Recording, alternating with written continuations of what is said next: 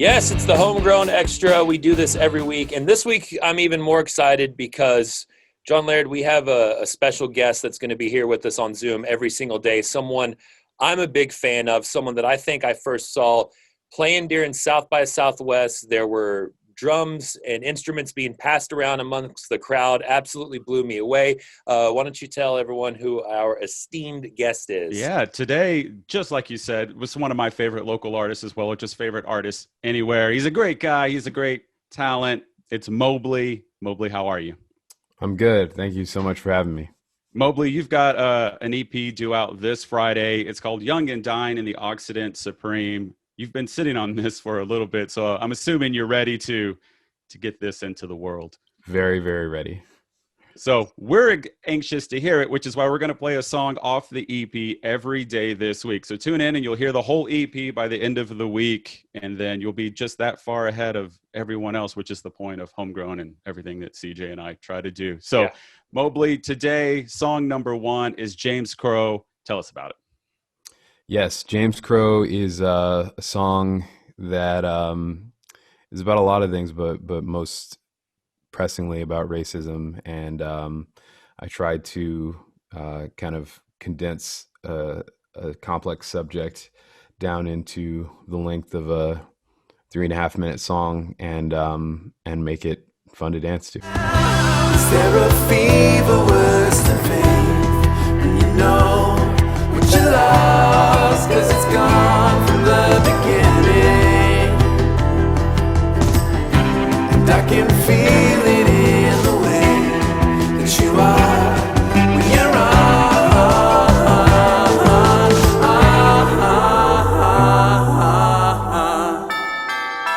James Crow, come and tell me what you know.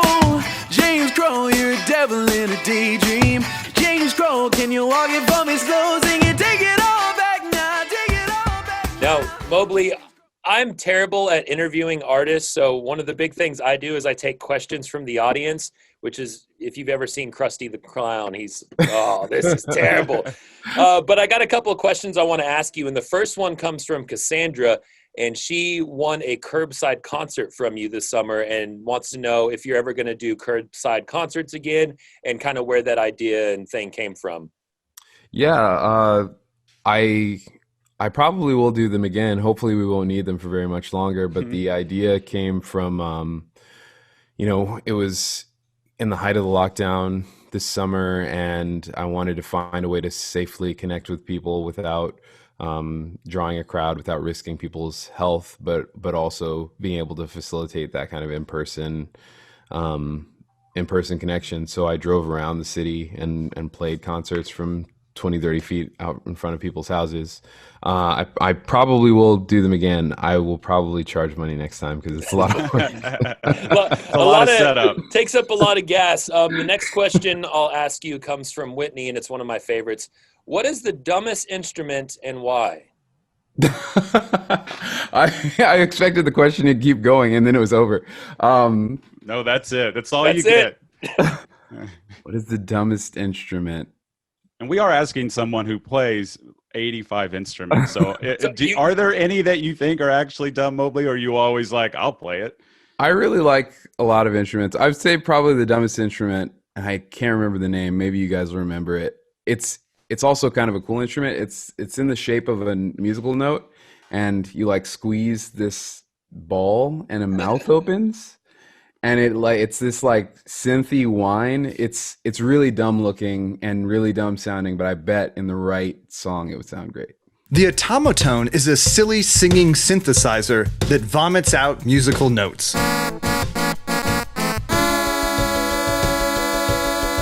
Mobley, tell us about the EP. What is, at least the title, what is the meaning behind that? The title is Young and Dying in the Occident Supreme, and Occident just means West, and so it's kind of about the idea of kind of like a Western or European cultural supremacy that is, I think, assumed by a lot of people to be the reason why those countries kind of predominate politics and economics around the globe. And the record is about kind of challenging and subverting those ideas and and presenting better ones that hopefully lead us to a fairer and freer society. It's heady, Mobley, very heady, so heady. But you know what? Not It's only awesome. is it heady subject, but the songs are also really catchy and dancey. So you can move while learning something, which I think is of the utmost importance. So today we're going to play Nobody's Favorite off the EP. Oh, I What's love this the one. We've been what's playing this one for a minute. That's right. It's been on 101X now for almost a year. So Mobley, what tell us about this track? Yeah, this track this track was kind of written from the perspective of a powerful scumbag, like his internal monologue. People can probably guess who it's about, but he shall not be named. Spoiler alert. Yeah. I had a dream this was all I want, but the lust is waning. I had a dream this was all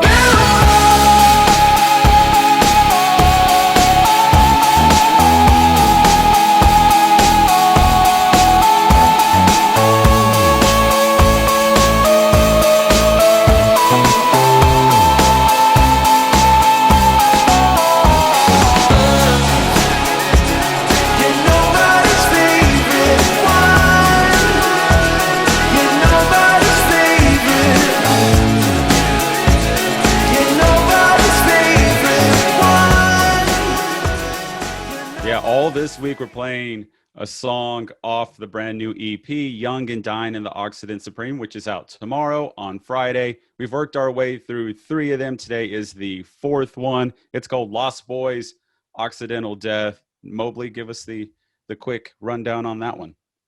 Yeah, this song is about vampires, kind of. It's an allusion to the movie, but it's about the ways in which some people, powerful people, kind of derive power and influence literally by spilling the blood of other people. So real light subject matter. Very light, but at least, hey, there's a Lost Boys reference in there. So if it gets too heavy, you can always look down and, whether or not you see worms or whatever it was in the spaghetti. I don't remember. Maggots, Michael.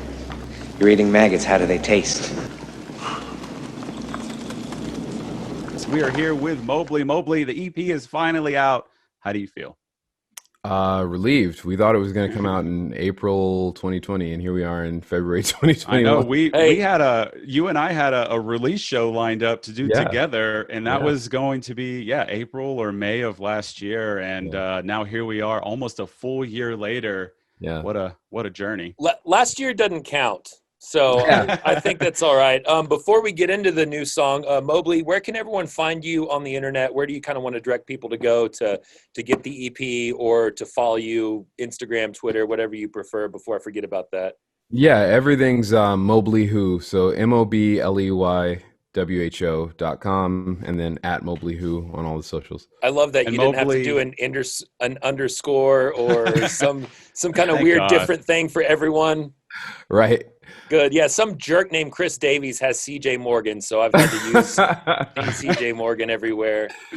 And Mobley, 2 quick things, because I know these are important to you. I know you have a virtual tour coming up. People can get all that info at Mobley Who, all the socials and the website and everything, correct? That's right. Really excited about that. And I think the first show is Feb 25th. Yep, the Austin release show is on February 25th. I'm going to be joined by 10 really wonderful artists from around town, and the virtual tour, for those who don't know, is a series of intimate but really cinematically shot concert films. And for the show on the 25th, we shot on the roof of the Line Hotel, so it's going to be a real cool show. Nice. And you also did something from the Austin FC Stadium too, right? Have I seen little clips of that? Oh man, I'm jealous. It was really fun. And then also, I know that, we swapped a couple of messages about this, but I know you need Austin musicians to go and fill out some, a little survey talking about their experiences. Where can they go and do that? Yes. The best place to go to find that is, it's actually all over the place, but the Austin Music Foundation's social media has posts about it. You can find posts about it on my social media and on the social media of the Black Austin Musicians Collective, which is BLKATX Musicians. It's up on the Homegrown socials too. But if you're an artist, go and share your experiences, because as Mobley has noted previously, it's going to shape the scene in Austin moving forward, and we should put our best foot forward there.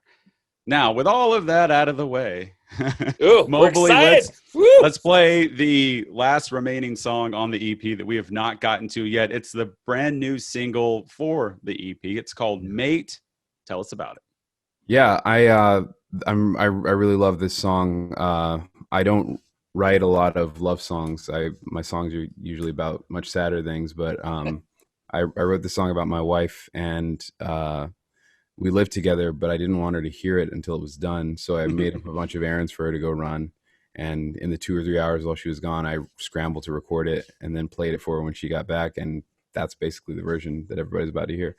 Wow, that's an amazing story. I also imagine too, while she was out on that trip, she was like, really, I gotta go to the store and do all of this. This is a bunch of crap. Then she got back and was like, oh wait, no.